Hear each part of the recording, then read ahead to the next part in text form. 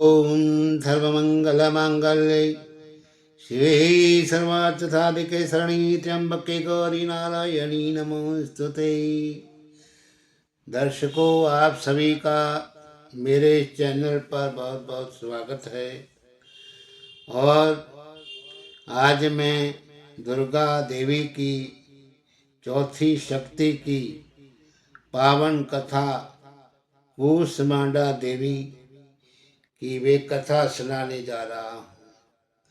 तो आपसे मेरी रिक्वेस्ट है कि हमारे इस चैनल को भी आप सब्सक्राइब करें और हमारी वीडियो को लाइक और शेयर करें और बेल आइकॉन का बटन भी दबाएं।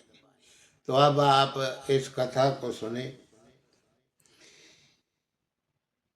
सुरासुर संपूर्ण कलशम रुधिराप्लुप्तमेव च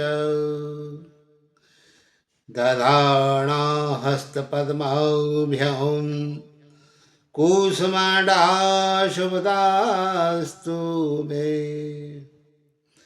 नवरात्रि में चौथे दिन देवी को कूष्मांडा के रूप में पूजा जाता है।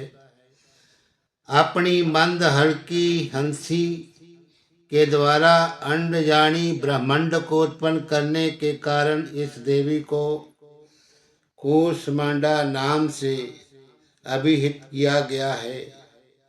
जब सृष्टि नहीं थी, चारों तरफ अंधकार ही अंधकार था, तब इसी देवी ने अपने ईशत हास्य से ब्रह्मांड की रचना की थी।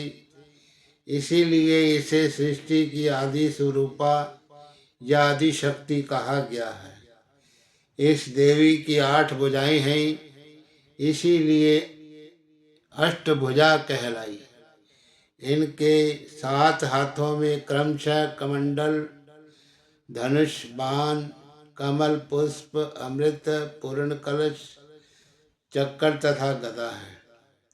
8वें हाथ में सभी सिद्धियों और निधियों की देने वाली जप माला है।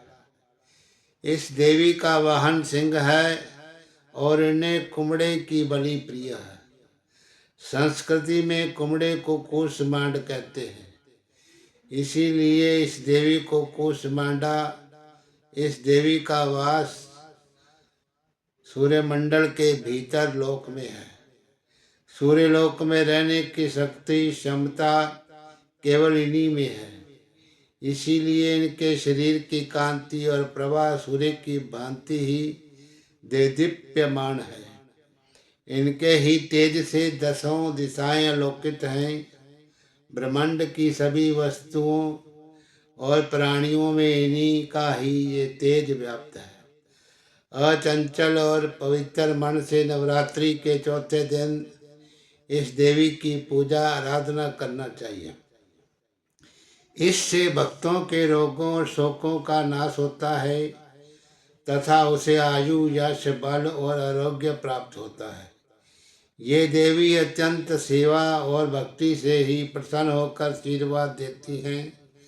सच्चे मन से पूजा करने वालों को सुगमता से परम पद प्राप्त होता है।